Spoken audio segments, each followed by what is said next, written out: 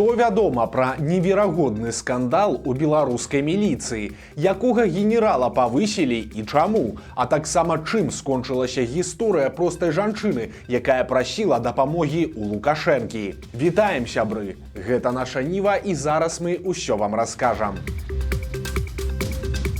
Мега-скандал у беларускай міліцыі. Супрацоўнік крымінальнага вышуку кіраваў бандай, якая рабавала дальнабойшчыкаў. У нядаўняй справаздачы Міністэрства ўнутраных спраў расказваецца пра затрыманне 5 жыхароў Оршы, якія абкрадалі фуры на стаянках па ўсёй Беларусі. Пакуль кіроўца спаў у кабіне, злачынцы ў балаклавах узломвалі замок грузавога адсека, загружалі свой мікрааўтобус крадзеным таварам ад тэхнікі да харчавання і хуценька з'язджалі. Скрадзенае потым прадавалі ў Расіі альбо карысталіся ім самі. У міліцэйскай справаздачы гаворыцца пра 6 эпізодаў. Вось толькі гэтыя звесткі не зусім поўныя і прыхоўваюць адзін тонкі момант.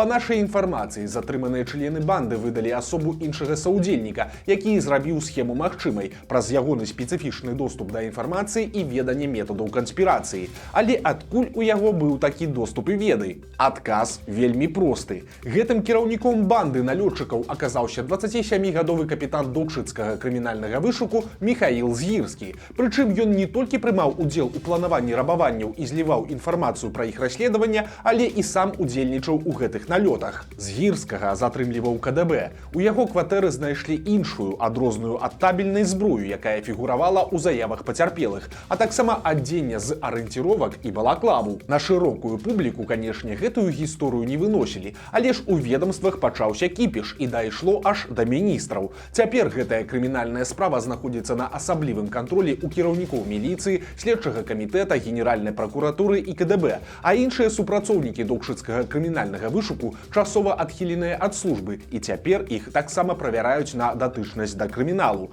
Адразу пасля затрымання Згірскага ў раёне нават змянілі міліцэйскае начальства. Пра самого капітана-налётчыка Згірскага вядома, што ён родам з блізкага да Оршы Талачына і нібыта даўно знаходзіўся ў адносінах з землякамі-крымінальнікамі, але адзначыўся ён і ў палітычных рэпрэсіях. Згірскі удзельнічаў у затрыманнях невінаватых грамадзян за ўдзел у акцыях пратэсту і выказвання нязгоды з рэжымам Лукашэнкі.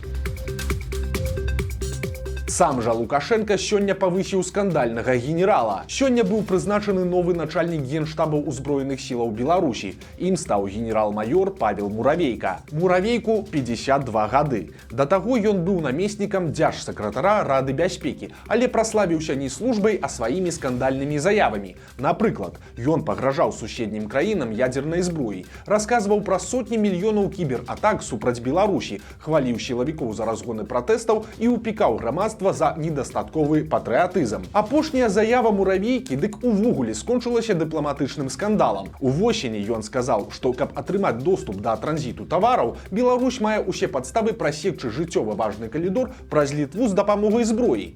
Літоўцы не пакінулі гэта без увагі. Пасля генеральскіх словаў яны ўручылі часоваму паверанаму ў справах Беларусі ноту пратэсту. Цікавы і яшчэ такі нюанс. Сам Муравейка беларус, але ён вучыўся ў Расіі, дзе скончыў акадэмію генштаба з залатым медалём. Палітык Павел Латушка, які шмат гадоў быў чыноўнікам у сістэме Лукашэнкі, называў Муравейку разам з генералам Александром Вольфовічам расійскім лобі ў беларускім сілавым блоку. Але ж, як вядома, на прарасійскія настроі сярод сваіх вайскоўцаў Лукашенка проста заплюшчвае вочы, і ў выніку ці то праз абсурдныя заявы, ці то па іншых прычынах кар'ера генерала Муравейкі пайшла ўверх. І цяпер ён заняў адзін з ключавых пастоў у сістэме Лукашэнкі ў цэлым і беларускіх узброеных сілах у прыватнасці. Акрамя іншага, кіраўнік генштаба з'яўляецца яшчэ і першым намеснікам міністра абароны. І на прызначэнні Муравейкі Лукашенко нават трохі засумняваўся, ці спрацуецца той з міністрам обороны Хрэниным. Еще раз подчеркиваю, Павел Николаевич имеет непростой характер. Вы лучше меня знаете. Это такой мужской характер, и щелкать каблуками он не будет. Он прекрасно понимает, что он практически напрямую подчинен президенту. И вот тут вот сложились бы у них отношения. Потому что и министр у нас обороны с характером человек. Магчыма, па гэтай жа прычыне Лукашенко адразу ж папалохаў свайго новага прызначэнца. Маўляў, не ўздумай хлусіць. И вы знаете, я не терплю вранья. Это бесполезно. Рано или поздно все это всплывет. В Беларуси это невозможно. приукрасить обстановку, еще чего-то. Поэтому давайте нацелимся на то, что мы будем развивать вооруженные силы, так как это мы делали до сих пор. Пасля муштры вайскоўцаў Лукашенко азадачыўся іншым пытаннем: што яму рабіць з усебеларускім народным сходам. Пра гэта ён пацікавіўся ў сваіх чыноўнікаў з кіраўніцтва гэтай структуры. Что надо в данном случае отменять для того, чтобы запустить эту машину в работу? Но главное – это связь, ваша связь, моя связь, президиума с делегатами Всебелорусского народного собрания, чтобы они не чувствовали себя какими-то отрешенными, отстраненными от тех вопросов, которые им нужно решать. Нам очень важно показать обществу и делегатам, что они не должны подменять другие органы власти. І ўвогуле складваецца ўражанне, што Лукашенко гэты сход прыдумаў, пасля прыдумаў, што гэта будзе ледзь не найважнейшы орган у Беларусі, а затым фантазія проста скончылася і пачаліся дзіўныя параўнанні. ВНС – это некое политическое ядерное оружие, которое используется в исключительных случаях, если это нужно будет. Нечаканы фінал гучнай і трагічнай гісторыі. На пачатку года ў мінскай радзільні нумар 5 здарылася бяда. 31гадовая Кацярына Сухарукава, цяжарнасць якой працякала абсалютна нармальна, прыехала нараджаць і страціла дзіця. Плод быў вялікім, але медыкі не сталі рабіць кесарева. Роды працягваліся доўга, і калі дзяўчынку выцягнулі, яе сэрца ўжо не білася. Рэанімацыя таксама не дапамагла. Прычынай смерці немаўляці пазначалася цяжкая асфіксія. Кажучы простай мовай, дзяўчынка просто доўга была без кіслароду. Пасля ўсіх гэтых падзей Сухарукава запісала відэазварот да Лукашэнкі з просьбай разабрацца і пакараць вінаватых. Падняўся шум, Лукашенко не адрэагаваў, але на сітуацыю звярнулі ўвагу яго чыноўнікі. Сустрэцца з сям'ёй Сухарукавых паспяшаўся асабіста міністр аховы здароўя Александр Хаджаеў. Ён прынёс спачуванні пары і паабяцаў, што радзільню і медыкаў правераць камісіі. Праўда, пра вынікі той праверкі ніхто нічога не паведамляў, і вось цяпер няшчасная жанчына у соцсетках адказала на пытанне, чым скончылася гэтая трагічная гісторыя. Па словах Сухарукавай, для медыкаў радзільні ўсё скончылася звычайнай вымовай. Ад сябе дададзім адзін важны момант, які, магчыма, дапаможа зразумець і паводзіны дактароў, і такое мяккае пакаранне для іх з боку чыноўнікаў. Раней супрацоўніца аднаго з беларускіх радзільных дамоў распавяла нашай Ніве, што падобныя трагічныя выпадкі, на жаль, не адзінкавыя ў Беларусі, а прычына іх гучыць цынічна і жудасна. Урачы проста не хочуць сапсаваць статыстыку па колькасці кесарева. Мінздароўя Беларусі патрабуе праводзіць кесарева не больш чым у 30% выпадкаў, а лепей, каб гэты працэнт у радзільні быў яшчэ ніжэйшы.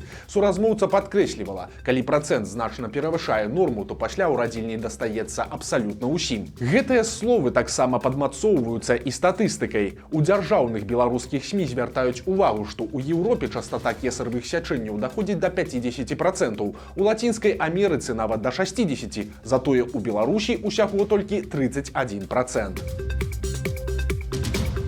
Жахлівая гісторыя адбылася ў Гомелі. Там жанчына задушыла падушкай 2гадовую дачку. Маці усяго 20 гадоў. Яна прызналася, што не вытрывала пастаянных прэтэнзій з боку мужа і яго сваякоў. Тыя былі незадаволеныя тым, як дзяўчына глядзіць за дачкой. У выніку жанчына вырашыла ім адпомсціць вось такім страшным чынам, пасля чаго некалькі разоў няўдала спрабавала скончыць жыццё самагубствам. Цяпер маладую жанчыну чакае суд і працяглы тэрмін у калоніі. Ёй пагражае да 25 гадоў.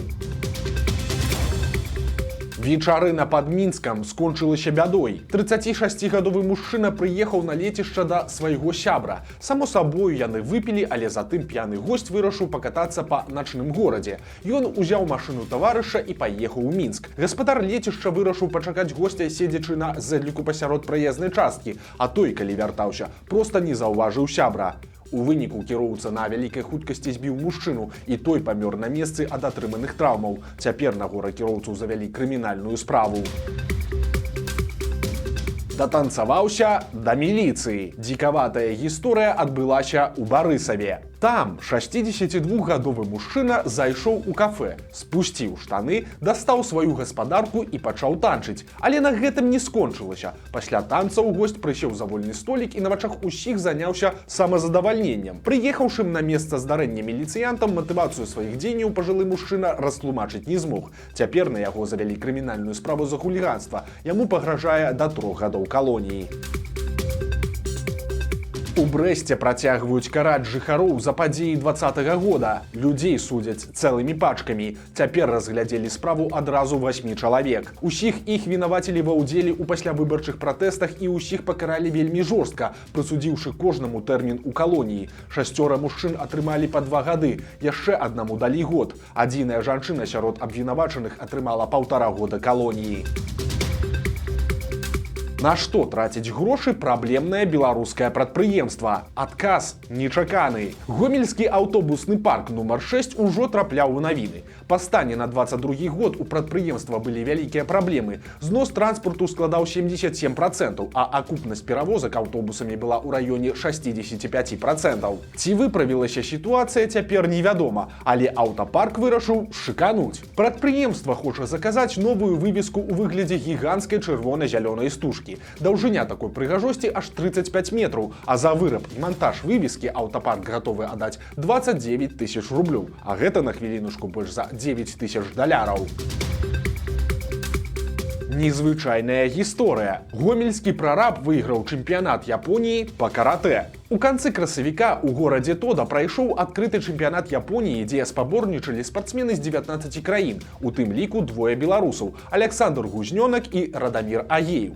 У выніку Гузнёнак вярнуўся з Японіі з чэмпіёнскім кубкам, прычым у Беларусі ён працуе на гомельскім домабудаўнічым камбінаце і займаецца дахамі на самых розных будоўлях. Пасля змены на працы тройчы на тыдзень Александр прыходзіць у залу на татамі. Каратэ ён займаецца аж з 92 года. На спаборніцтвах у Японіі беларус выходзіў на татамі тройчы, супраць аднаго спартсмена з Амерыкі і 2 з Японіі. Кожны раз ён здолеў зарабіць ачкоў больш, чым супернік. Вынік – чэмпіёнства ў абсалютнай вагавой катэгорыі сярод ветэранаў. Вось такія навіны чацвярга. Подписывайтесь на канал, ставьте лайки альбо дизлайки и выказывайте заўвагі ў каментарах. И, конечно, читайте нашу Ниву, глядите нашу Ниву и любите Беларусь. До сустрэчы заўтра.